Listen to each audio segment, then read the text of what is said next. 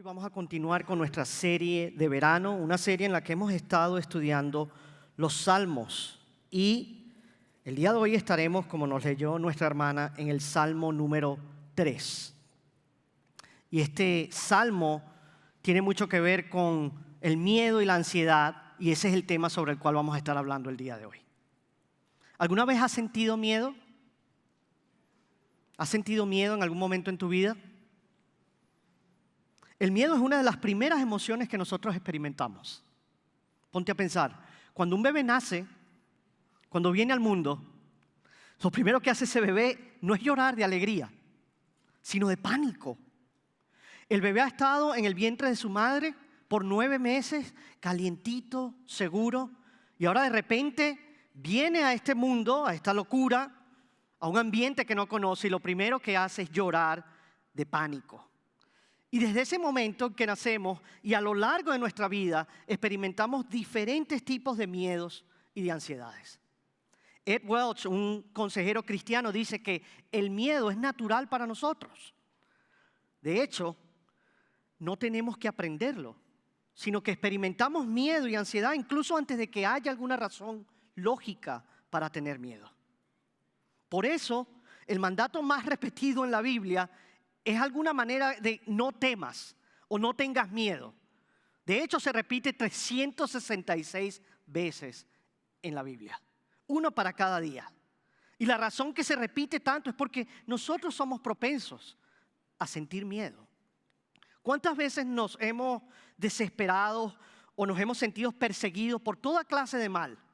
Toda clase de adversidad, deudas, enfermedades, todo tipo de problemas. Nos sentimos atrapados, nos sentimos sin salida y comenzamos a sentir miedo. Y el miedo expresa nuestra debilidad ante todas esas amenazas de la vida diaria. Para poder comprender el miedo, nosotros tenemos que observarnos a nosotros mismos y también la forma en que interpretamos todas y cada una de nuestras situaciones. Lo que quiero que entiendas hoy es que el miedo no es una oportunidad para alejarse de Dios. Más bien el miedo es una oportunidad para acercarte a Dios y permitirle que te consuele y que calme tus temores. En este salmo vamos a encontrar las palabras de aliento del rey David en momentos de crisis. Y lo que quiero que entiendas el día de hoy es que el miedo no es tu futuro. En este Salmo 3 es un salmo de lamento. Fue escrito por David en medio de una profunda angustia. De hecho, David escribe este salmo mientras está huyendo de su hijo Absalón.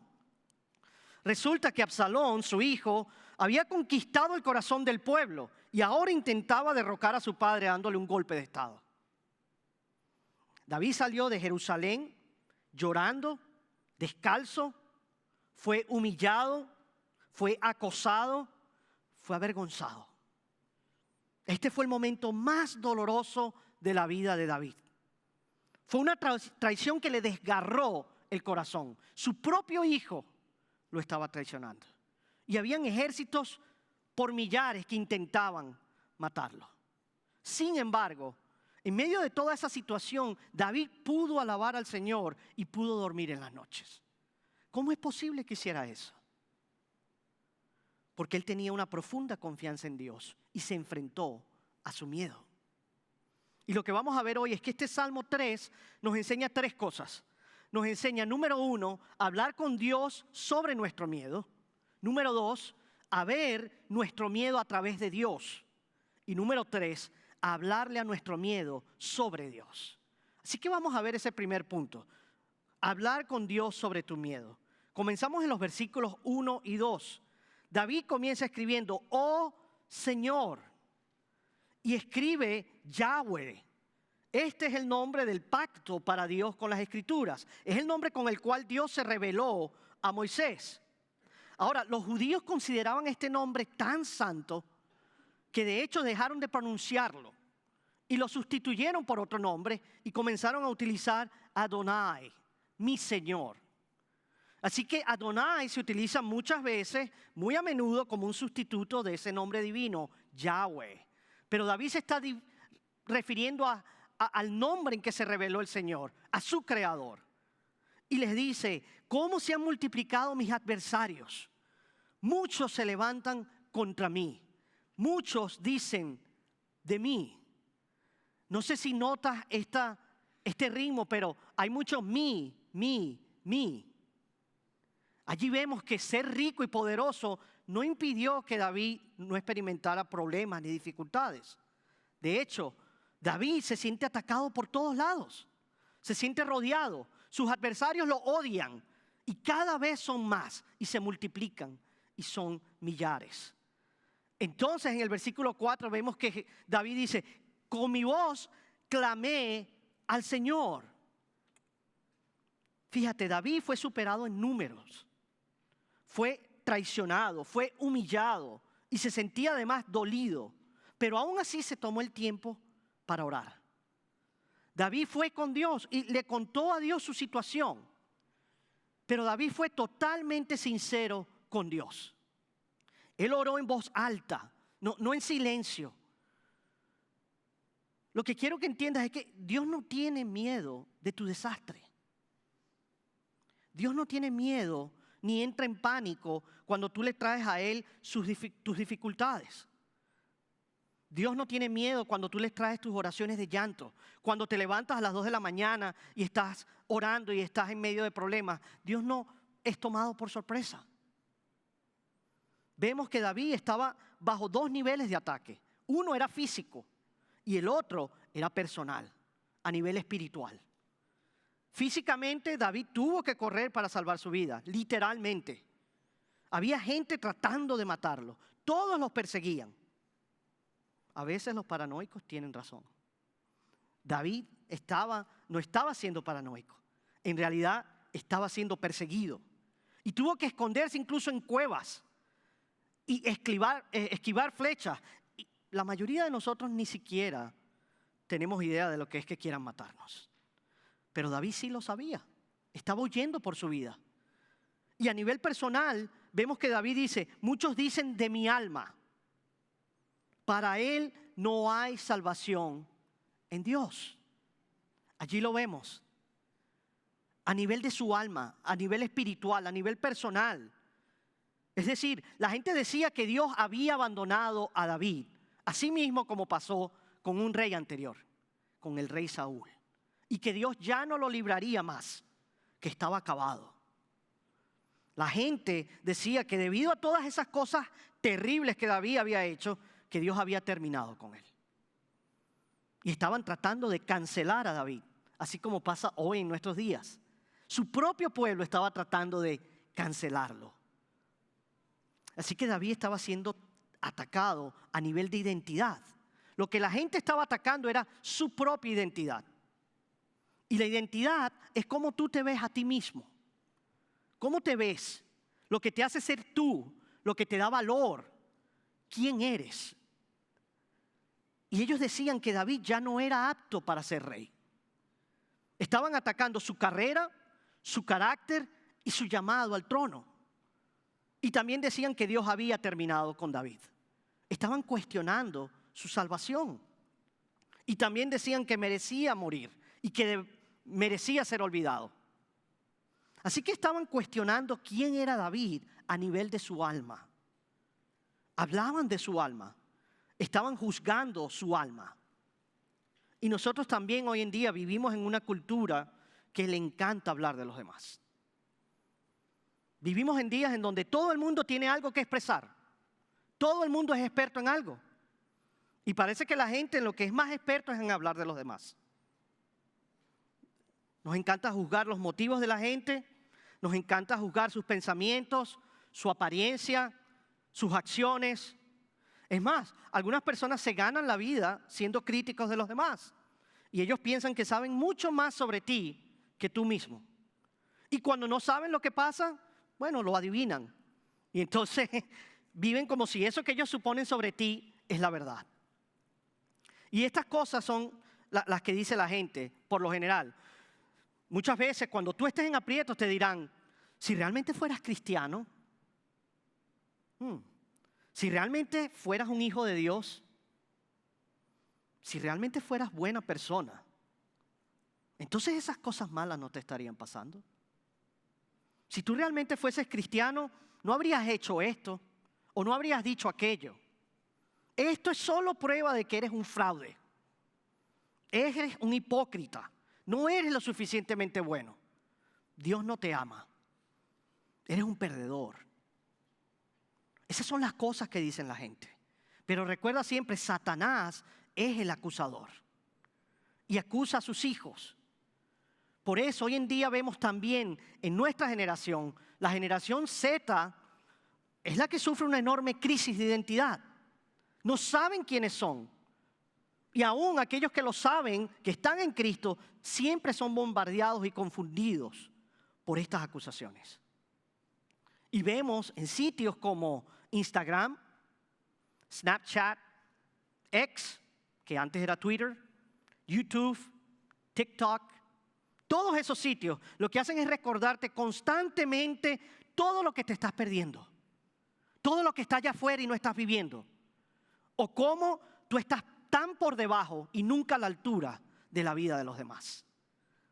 Las redes sociales te obligan a compararte constantemente con esa versión filtrada de la vida de los demás. Son un lugar de acoso, de crítica, de odio, de hostilidad. Basta con que expreses tu opinión para que miles caigan encima de ti. Pero ¿qué hizo David cuando estaba en medio de sus problemas? David tomó todos sus problemas y se los entregó a Dios. ¿Por qué?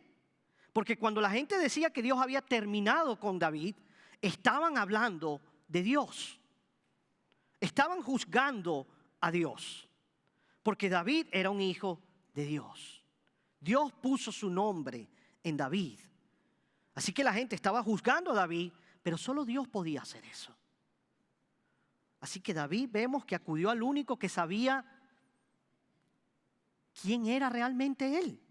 El único que lo conoce, el único que podía calmar sus miedos, el único que podía resolver sus problemas. La única solución de David es exponer su situación frente a su gran Señor. Él cuenta sus problemas en voz alta al Señor. ¿Cuánta paz nosotros a menudo perdemos?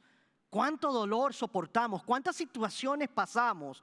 Todo porque no llevamos las cosas en oración a nuestro Dios. Llevar tus miedos, tus problemas y tus preocupaciones a Dios te va a ayudar a lidiar con ellos. Pero si escondes el problema y niegas lo que sientes, no podrás afrontarlo. Ni tampoco podrás verlo a la luz de quién es Dios. Tampoco podrás ver qué es lo que Dios puede hacer al respecto. Porque Dios no puede sanar algo que tú finges que no está roto. Uno de los problemas hoy en día es la ansiedad. En nuestros días el principal problema que hay es la ansiedad. Y la ansiedad en realidad es un sentimiento que no es específico, sino muy generalizado. De hecho, no sabemos ni siquiera a qué está asociado, pero sí sabemos lo que es cuando la sentimos. Cuando estamos ansiosos, comenzamos a sentir esas mariposas en el estómago. Comenzamos a sentir ese palpitar, esos latidos, acelerarse del corazón. Comenzamos a sentirnos intranquilos, inquietos. Y a menudo nos sentimos ansiosos debido a la incertidumbre. Tenemos miedo a esa incertidumbre que surge cuando nos sentimos abrumados por todas estas situaciones que nosotros sentimos que no podemos afrontar. Pero la buena noticia es que no tienes que afrontarla solo. Ven a Dios, derrama tu corazón, comparte lo que te molesta y entrégaselo a Él. No puedes confesar un pecado que no admites. No puedes entregar una carga que no has reconocido. Dios ya lo sabe.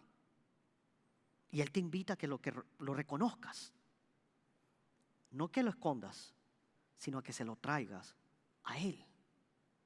Así que lo primero que hacemos es acudir a nuestro Señor, hablarle a Él sobre nuestros problemas. Y el segundo paso que tenemos que hacer es ver nuestros miedos a través de Dios. Debemos cambiar nuestra perspectiva sobre nuestras circunstancias. Por eso David en el versículo 3 dice, pero tú. Allí vemos a David comenzando a ver su situación a través de Dios. pero tú, oh Señor, eres un escudo en derredor mío. No delante de mí, sino a mi alrededor. No es un pequeño escudo de mano que se usa en combate, sino un gran escudo. Un escudo que se usa para seguir a un general hacia un peligro horrible. Él dice que este escudo es como un campo de fuerza de 360 grados que rodea y cubre su alma. ¿Quién es el escudo que lo protege? Dios mismo. Él es el escudo. La presencia de Dios era su campo de fuerza. Dios no solo lo protege del peligro, también nos protege cuando estamos en peligro. Así que David se relajaba y meditaba en la presencia de Dios en su vida. Él sabía que nunca caminaba solo. Y para nosotros es bueno recordar esas tres cosas. 1, Dios está conmigo. 2, Dios ha ido delante de mí. Y 3, Dios es bueno conmigo. Puede parecer que estoy rodeado por mis enemigos, por mis circunstancias, por mis problemas, pero en realidad estoy rodeado por ti, Señor.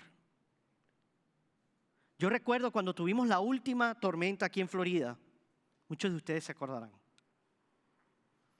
Después que pasó la tormenta, yo salí afuera y comencé a inspeccionar nuestra casa, nuestro patio.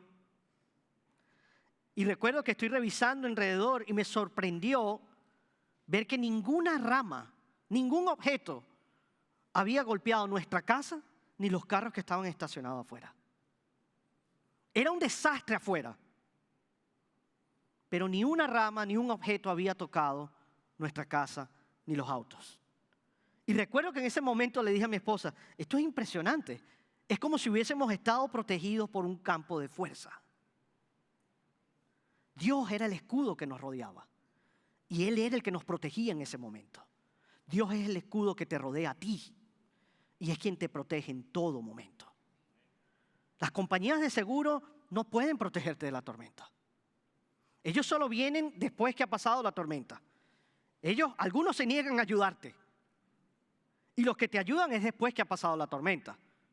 Ellos solo pueden venir y recoger los pedazos después del desastre. Solo Dios puede brindar una verdadera protección completa. No solo está contigo en las tormentas de la vida, sino que también está ahí para ayudarte a recuperarte después de que haya pasado la tormenta. Pero a veces olvidamos eso.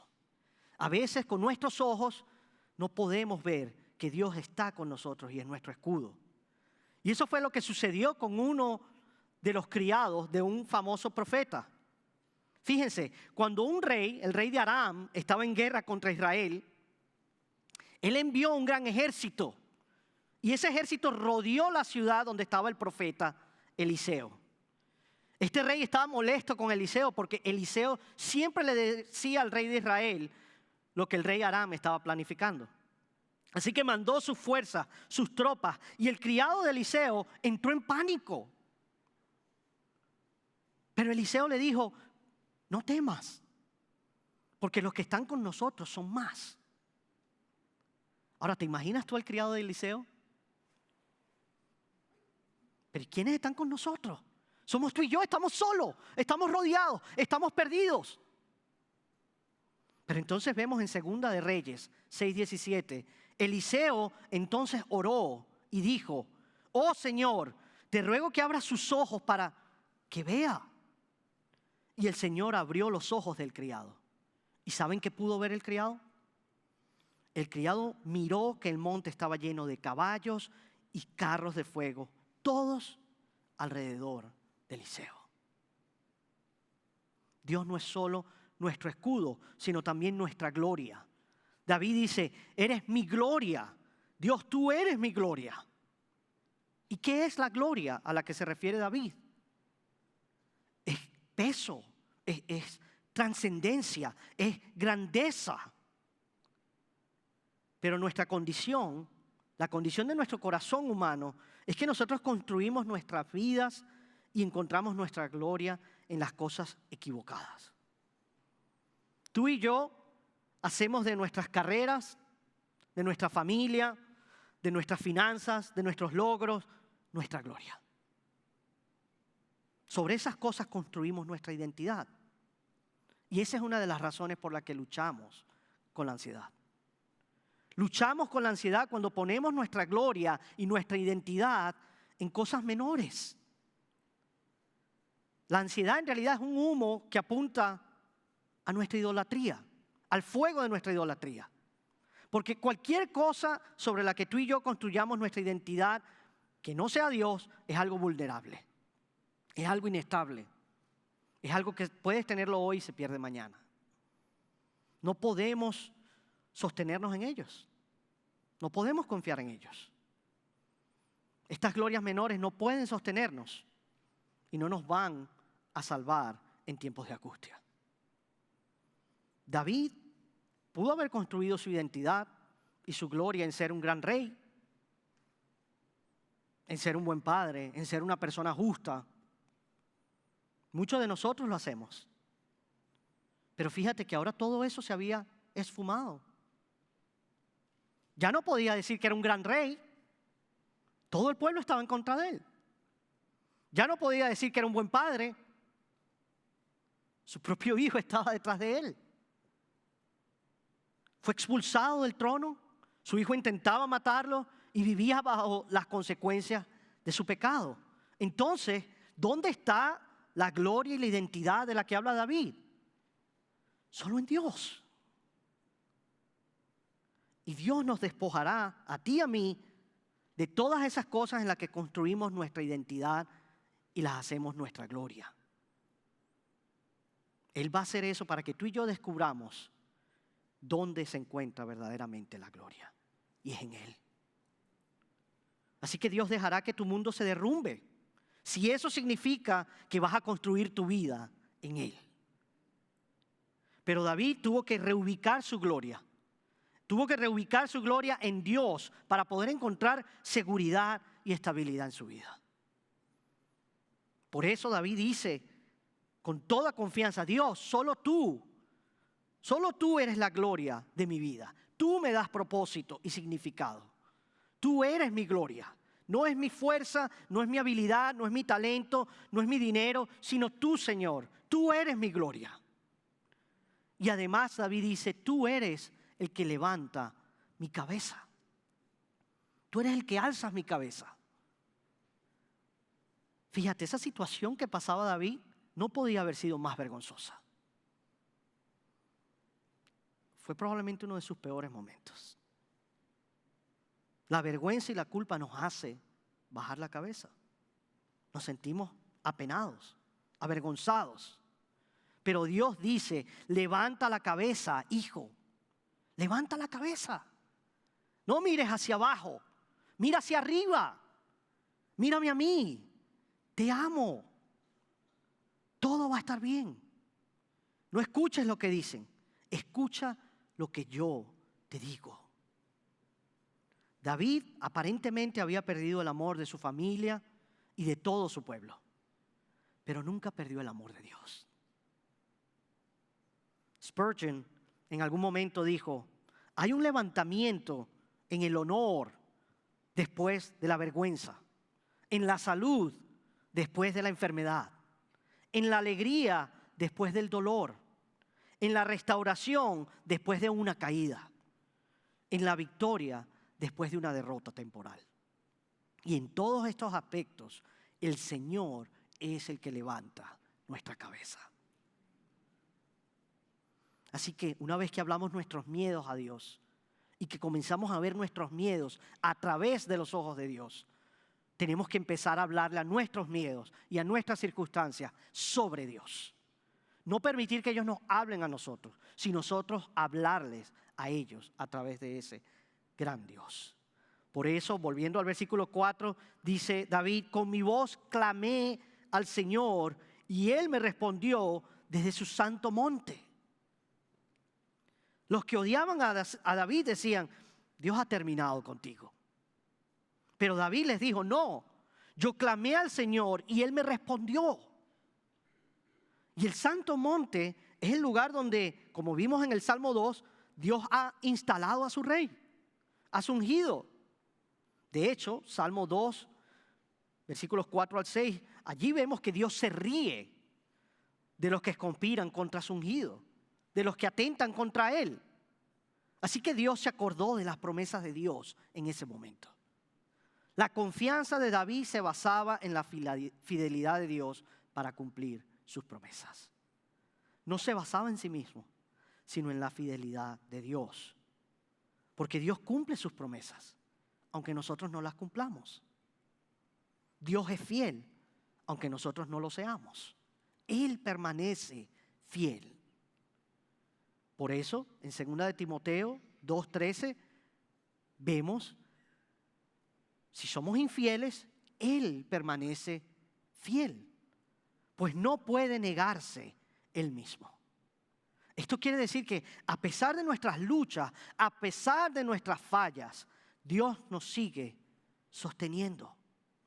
Por eso David puede decir en el versículo 5 con tanta confianza: yo me acosté y me dormí y desperté, pues el Señor me sostiene.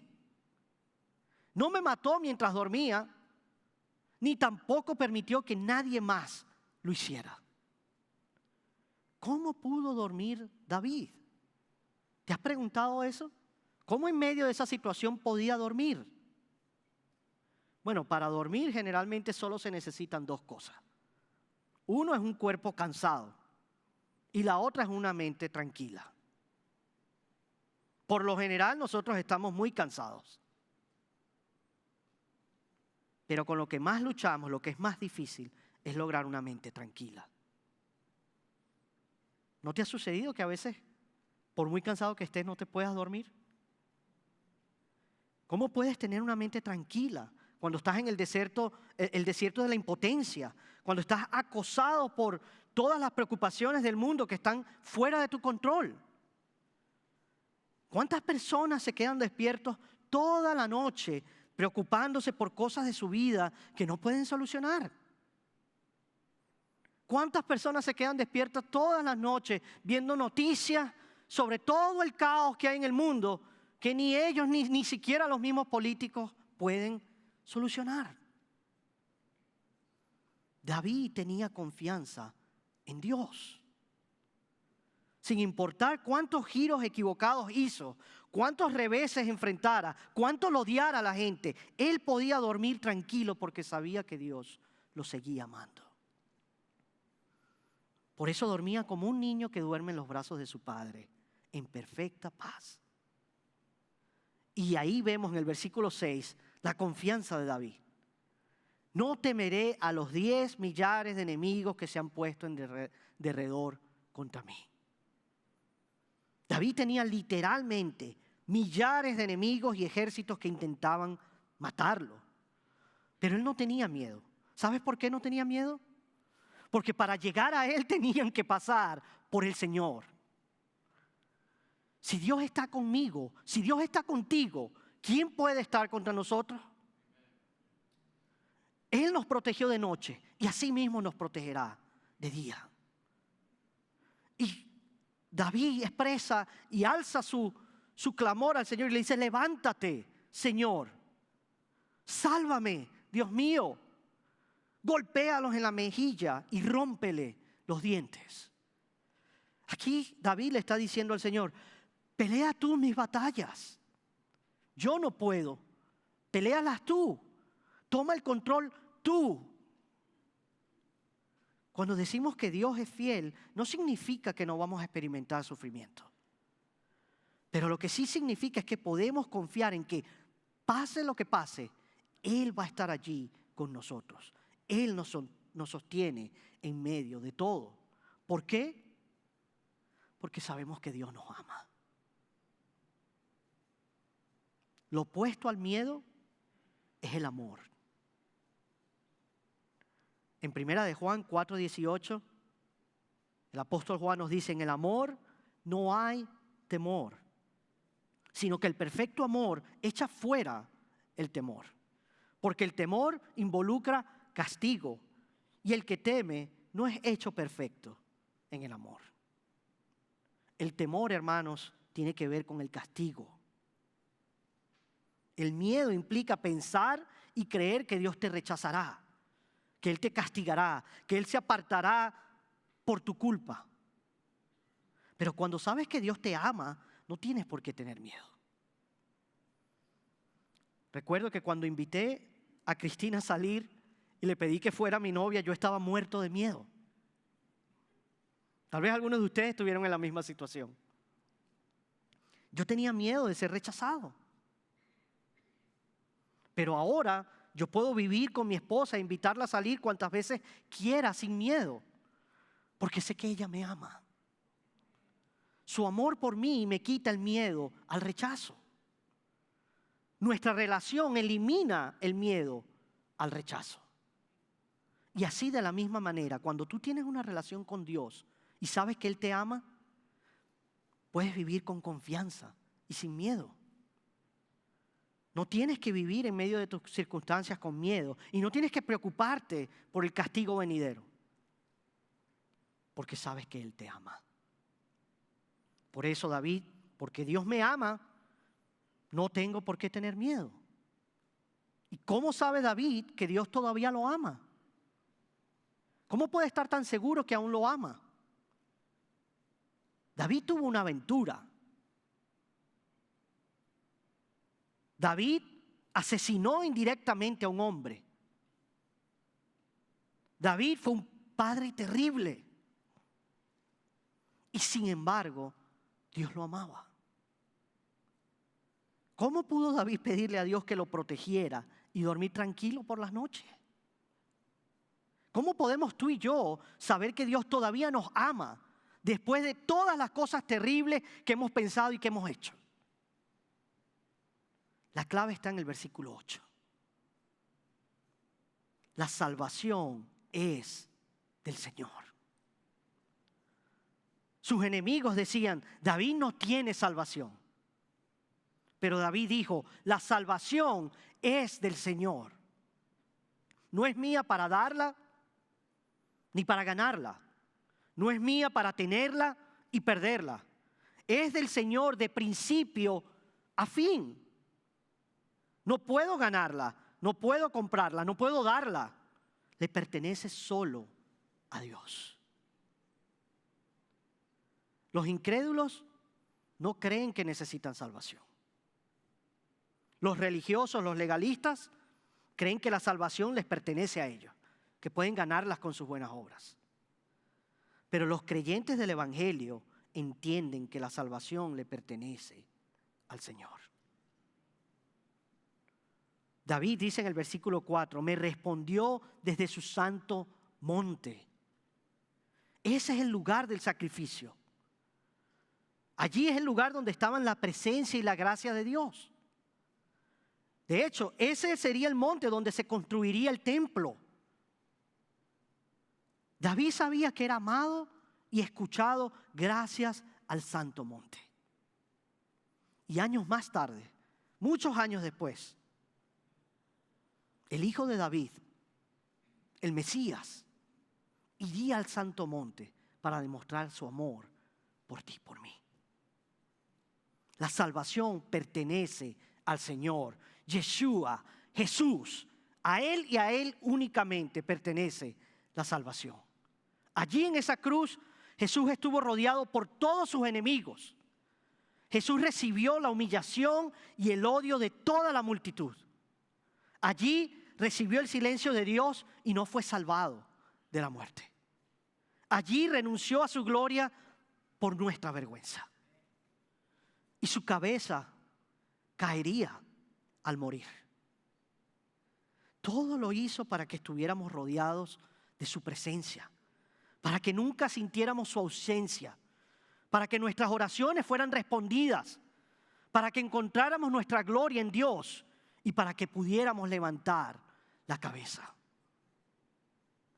Jesús resucitó de entre los muertos al tercer día y así obtuvo la victoria definitiva. Con la cruz, Jesús aplastó la cabeza de nuestros enemigos, del diablo y de la muerte, y así los derrotó para siempre.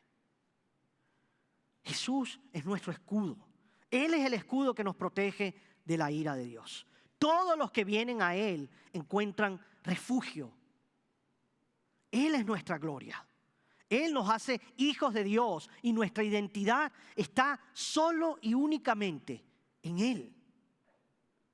Jesús es el que levanta nuestras cabezas. Él es el único que hace posible que nosotros podamos recuperar lo que habíamos perdido por el pecado. La fe en Dios es la clave para superar el miedo. ¿Cómo superas el miedo? La fe en Dios es la clave. Tus miedos no van a desaparecer por arte de magia. Pero a medida que tu confianza en el Señor vaya creciendo, tu fe va a empezar a calmar tus miedos. Tu fe será mayor que los miedos. La fe en Jesús empezará a hablar a tu alma con mucha más fuerza que tus miedos. ¿Te sientes agobiado hoy por el miedo? ¿Por la vergüenza? ¿Por la ansiedad? Entonces trae tu carga y temor a Jesús. ¿Estás desesperado por tu situación, por tus problemas, por tu enfermedad? No te desesperes. Cuando las cosas se pongan difíciles, clama al Señor.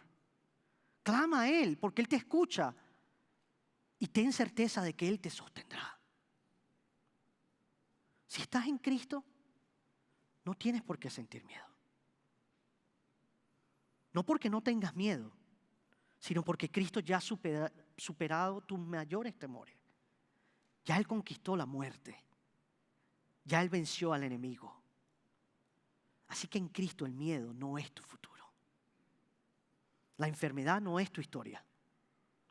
La angustia no es tu hogar. La muerte no es tu final. Te espera una vida eterna en los brazos de aquel que te amó para dar su vida por ti.